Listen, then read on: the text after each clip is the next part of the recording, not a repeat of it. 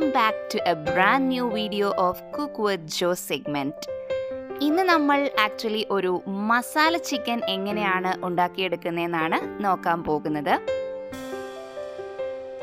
ഇതിനാവശ്യമായിട്ടുള്ള മസാലയ്ക്ക് വേണ്ടിയിട്ടുള്ള കാര്യങ്ങളാണ് ഇവിടെ എടുത്തു വെച്ചിട്ടുള്ളത്. ഇതിലേക്ക് നമുക്ക് ഒരു തക്കോലം വേണം, അതേപോലെ ഒരു 3-4 ഏലക്ക എടുത്തു വെച്ചിട്ടുണ്ട്, കുറച്ച് ഗ്രാമ്പു വേണം, അതേപോലെ തന്നെ പട്ട. ഇനി അടുത്തതായിട്ട് നമുക്ക് 1 ടേബിൾ സ്പൂൺ ചെറിയ ജീരകവും 1 ടേബിൾ സ്പൂൺ വലിയ ജീരകവും 1.5 ടേബിൾ സ്പൂൺ കുരുമുളകും അതേപോലെ തന്നെ 1 ടേബിൾ സ്പൂൺ മല്ലിയും ഇതിലേക്ക് ആവശ്യമായിട്ടുണ്ട്. അപ്പോൾ ഇതാണ് നമ്മൾ ഉണ്ടാക്കിയെടുക്കാൻ പോകുന്ന മസാല ചിക്കന് വേണ്ടിയിട്ടുള്ള മസാലയ്ക്ക് വേണ്ട ഐറ്റംസ് എന്ന് പറയുന്നത്. അപ്പോൾ നമ്മൾ ഫ്രഷ് ആയിട്ട് ഇത് പൊടിച്ചെടുക്കുകയാണ് ചെയ്യുന്നത്. അപ്പോൾ ഇനി നമ്മളുടെ പാൻ അടുപ്പത്ത് വെച്ച് ഒരു ലോ ഫ്ലെയിമിൽ ഇട്ടിട്ട് നമുക്കിത് നന്നായിട്ടൊന്ന് ചൂടാക്കിയെടുക്കാം. ലോ ഫ്ലെയിമിലിട്ട് ചെയ്യാനായിട്ട് പ്രത്യേകം ശ്രദ്ധിക്കുക, അല്ലെങ്കിൽ എല്ലാം കരിഞ്ഞു പോകും. അപ്പോൾ നമുക്ക് ജസ്റ്റ് ഒന്ന് റോസ്റ്റായി വരുമ്പോഴത്തേക്കും നമുക്ക് ഇതിനെ ഒരു പാത്രത്തിലേക്ക് മാറ്റാവുന്നതാണ്. ഇനി ഇതിൻ്റെ ചൂടെല്ലാം മാറിക്കഴിയുമ്പം നമുക്ക് മിക്സിയുടെ ഒരു ഗ്രൈൻഡറിലേക്ക് ഇട്ടിട്ട് ഇത് നല്ല ഒരു ഫൈൻ പൗഡറായിട്ട് നമുക്ക് പൊടിച്ചെടുക്കണം. അപ്പോൾ ഇതാണ് നമ്മുടെ മസാല. ഇനി അടുത്തതായിട്ട് നമ്മൾ ചെയ്യാൻ പോകുന്നത് ഒരു പാൻ അടുപ്പത്ത് വെച്ചിട്ടുണ്ട്.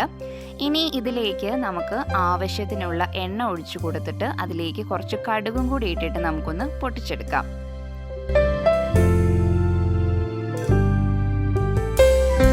ഇപ്പം നമ്മുടെ കടുകൊക്കെ നന്നായി പൊട്ടി വന്നു. ഈ ഒരു സമയത്ത് നമുക്ക് ഒരു 2 സവാള നല്ല ചെറുതായിട്ട് അരിഞ്ഞത് ഇതിലേക്ക് ചേർത്ത് കൊടുക്കാം.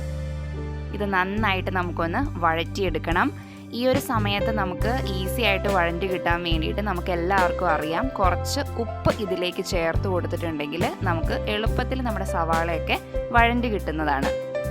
അപ്പം നന്നായിട്ട് ഇതൊന്ന് മിക്സ് ചെയ്ത് ഇളക്കി കൊടുക്കുക. ഇനി അടുത്തതായിട്ട് നമ്മൾ 1 ടേബിൾ സ്പൂൺ ജിഞ്ചർ പേസ്റ്റും 1 ടേബിൾ സ്പൂൺ ഗാർലിക് പേസ്റ്റും കൂടെ ചേർത്ത് കൊടുക്കുന്നുണ്ട്. അപ്പോൾ നമ്മളൊരു ഈക്വൽ പ്രൊപ്പോർഷനിലാണ് എടുത്തിട്ടുള്ളത്. എന്നിട്ട് നമ്മൾ ഇത് നന്നായിട്ടൊന്ന് സോട്ട് ചെയ്തെടുക്കുക. ഇപ്പോൾ നമ്മുടെ സവാളയൊക്കെ നന്നായിട്ടൊന്ന് വാടി വന്നിട്ടുണ്ട്. നിങ്ങൾക്ക് കളർ ഡിഫറൻസ് നിങ്ങൾക്ക് മനസ്സിലാക്കാൻ പറ്റുന്നതേ ഉള്ളൂ. അപ്പോൾ ഈ ഒരു രീതിയിൽ നമുക്ക് ജിഞ്ചർ ഗാർലിക് പേസ്റ്റ് നല്ലതുപോലെ സോട്ട് ചെയ്തിട്ട് അതിൻ്റെ ആ പച്ചമണമൊക്കെ പോകുന്നത് വരെ ഒന്ന് സോട്ട് ചെയ്തെടുക്കുക. അടുത്തതായി നമുക്ക് ഇതിലേക്ക് ഒരു 1/4 ടേബിൾ സ്പൂണ് മഞ്ഞൾപ്പൊടിയും കൂടെ ചേർത്ത് കൊടുക്കാവുന്നതാണ്.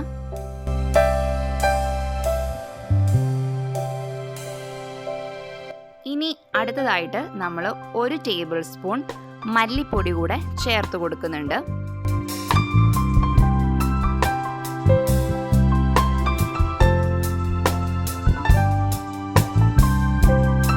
ഇനി ഇതിലേക്ക് നമുക്ക് 1 ടേബിൾ സ്പൂൺ മുളക് പൊടി കൂടെ ചേർത്ത് കൊടുക്കാം. കാശ്മീരി മുളക് പൊടിയാണ് ഇവിടെ ചേർത്ത് കൊടുത്തിട്ടുള്ളത്.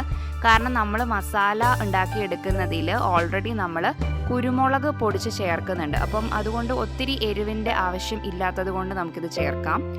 ഇനി അടുത്തതായിട്ട് നമ്മൾ ഇതിലേക്ക് കുറച്ച് മല്ലിയിലയും കൂടെ ഈ ഒരു സമയത്ത് ചേർത്ത് കൊടുക്കാം. അപ്പോൾ നമ്മളുടെ ആ ഒരു ഗ്രേവിക്കൊക്കെ നല്ലൊരു ടേസ്റ്റ് വരും, നന്നായിട്ട് അതങ്ങോട്ട് യോജിച്ച് കഴിയുമ്പം.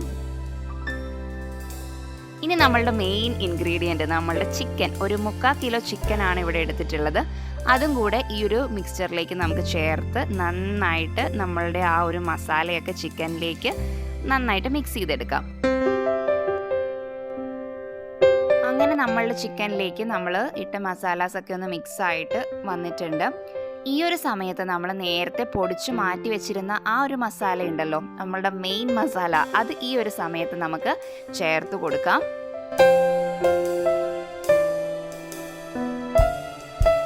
അതിനുശേഷം നമ്മളുടെ ചിക്കനുമായിട്ട് നമ്മുടെ മസാലയൊക്കെ ഒന്ന് നന്നായിട്ട് മിക്സ് ചെയ്ത് യോജിപ്പിച്ചെടുക്കാം.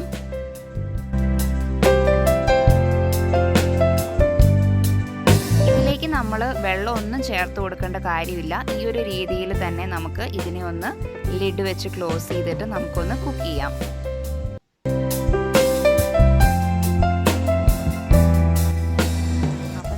ടേസ്റ്റി ആയിട്ടുള്ള മസാല ചിക്കൻ അങ്ങനെ റെഡി ആയിക്കൊണ്ടിരിക്കുകയാണ്. നല്ല രീതിയിൽ തന്നെ അത് കുക്കായി വന്നിട്ടുണ്ട്.